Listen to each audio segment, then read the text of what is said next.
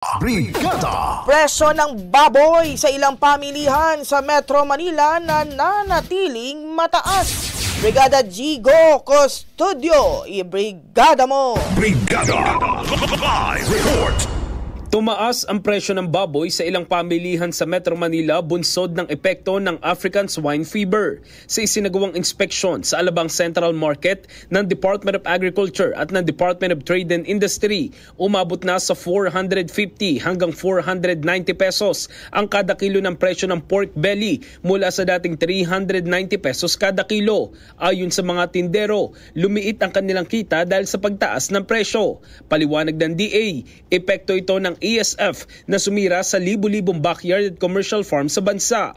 Mula sa 13 milyong ulo ng baboy bago tumama ang ESF, bumaba na ito sa 8.5 milyon.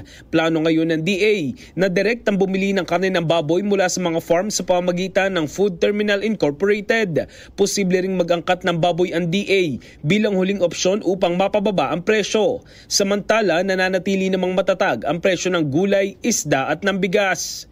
In the heart of changing lives, ako si Brigada Jigo Custodio ng 105.1 Brigada News of Manila, the Music News Authority.